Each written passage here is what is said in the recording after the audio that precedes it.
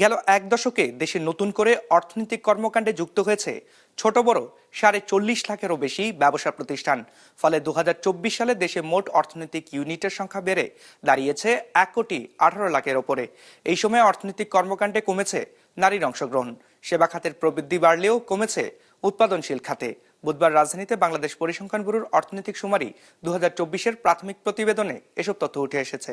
২৫০টিরও বেশি design option নিয়ে Walton smart fridge, বোঝে আপনার প্রয়োজন। দেশের অর্থনীতির প্রকৃত অবস্থা জানতে ১০ বছর পর পর অর্থনৈতিক শুমারি চালায় সরকার।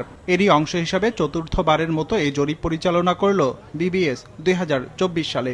সারা দেশকে ১৩টি ভাগে ভাগ করে ৯০,০০০ গণনাকারীর মাধ্যমে এই জরিপ পরিচালনা করা হয়, যেখানে দেখা যায় ২০২৪ সালে দেশের মোট অর্থনৈতিক ইউনিটের সংখ্যা বেড়ে দাঁড়িয়েছে ১,১৮,৭৭,৩৬৪তে।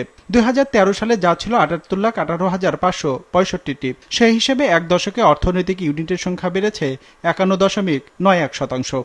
ডেটা নিয়ে আমাদের দেশে একটা হুলস্থুল অবস্থা। অনেকদিন থেকেই আমরা কমপ্লেন করে আসছি যে ডেটাতে অসঙ্গতি আছে, ডেটা এরর আছে, হয়তো পলিটিক্যালিও কিছু কিছু ডেটা ম্যানিপুলেট করা হয়েছে।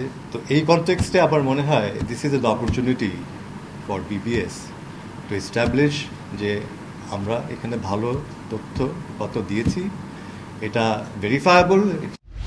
বিবিএস এর করা প্রাথমিক প্রতিবেদন হিসেবে এ সময় উৎপাদন খাতের প্রতিষ্ঠানের প্রবৃদ্ধি কম হয়েছে। অর্থনৈতিক ইউনিটে এ খাতের অবদান ৮.৭৭% নেমে এসেছে। ২০১৩ সালে যা ছিল ১১.৫৪%।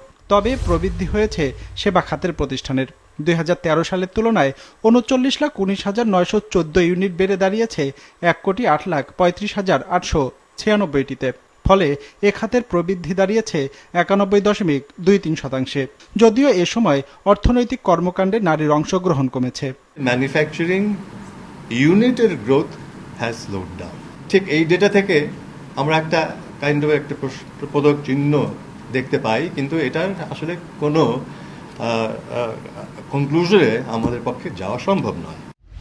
বিবিএস এর প্রাথমিক প্রতিবেদন অনুযায়ী ১,৭৭,৩৬৪টি প্রতিষ্ঠানের মধ্যে স্থায়ী ব্যবসা প্রতিষ্ঠান দেখানো হয়েছে ৬২,৮৮,২১৪টি, অস্থায়ী ৫,৭৬,৬২১টি এবং পারিবারিক অর্থনৈতিক প্রতিষ্ঠান দেখানো হয়েছে ৫০,১২,৫২৯টি।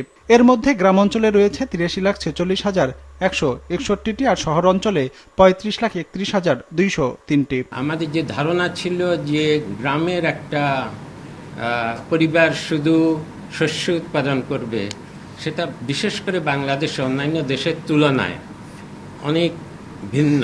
একই পরিবারের বিভিন্ন সদস্য বা একই সদস্য বিভিন্ন ধরনের বহুমুখী কাজ করছে এবং সেই ২০০০ সাল থেকে আস্তে আস্তে এদের সংখ্যা এবং আনুপাতিক সংখ্যা অনেক বেড়ে গেছে।